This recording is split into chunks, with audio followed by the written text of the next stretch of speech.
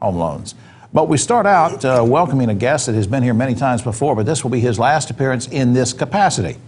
J. Paul, our director. We see our good buddy, Brent McKinney, who is executive director for a while of PART. He is stepping down in just a few days after being the only executive director of PART, its founding director. Now at retirement age, he's decided he will do what that term means.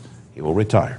And we hate to see you go, but some great things you're doing. Welcome again to the program. Thank you, Jim. I always look forward to being here. I want to talk about your retirement in a second, but first let's get some news out of the way. A few months ago, we saw this media flurry about a company going bankrupt that had provided you with buses and bus maintenance, not buses, but bus maintenance and drivers. They went under had financial trouble. Has that been resolved?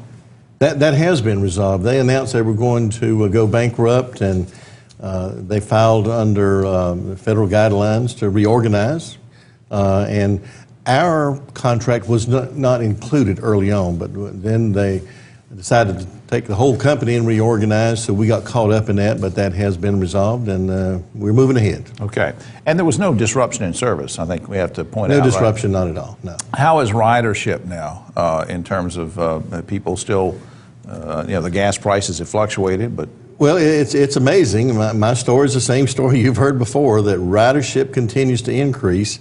October was the fourth highest month we've ever had, and that comes after we've cut back in services to be within our expenses, and ridership just continues to increase. We had over 50,000 rides for the month of October. In sports talk, that's called, folks, that's called Brent going out on top. That's what we call when we're talking about basketball and football teams.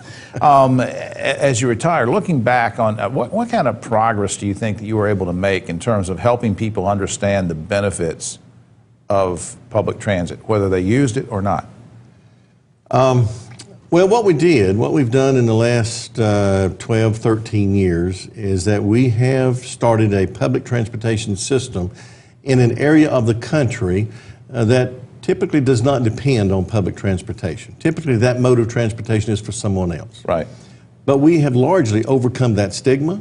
We have people riding it, they're saving money, they're seeing the benefits of it.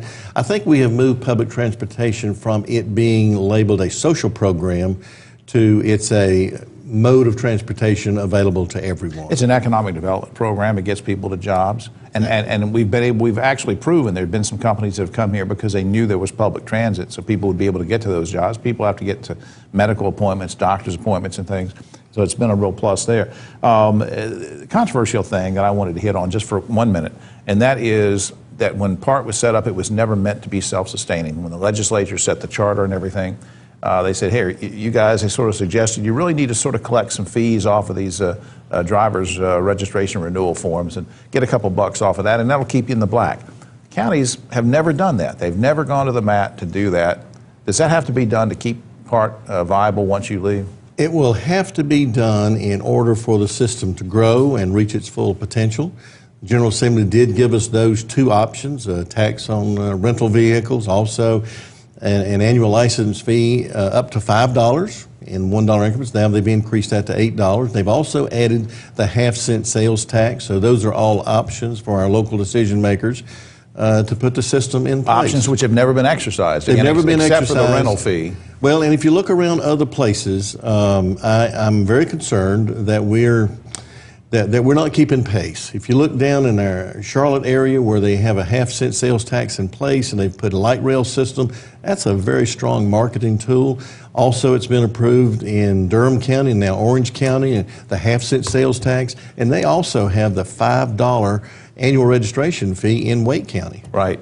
Ending on a happy note with just a few seconds left, you and Brenda are going to do some traveling now? We are. We're looking forward to that. As a matter of fact, this week will be my last week at PART, and we're leaving the next morning to take a little family trip, and we're looking forward to a few good retirement years. I just want to mention to folks, if you go to yesweekly.com and go to Longworth at Large on the archives, you'll see an article that I wrote about Brent, and you might find it interesting. A great man who's done a lot of things for this whole region, and before and during his tenure at PART. And we thank you for everything you've done, and come back and see us sometime. Jim, thank you so much. Your article was way too kind.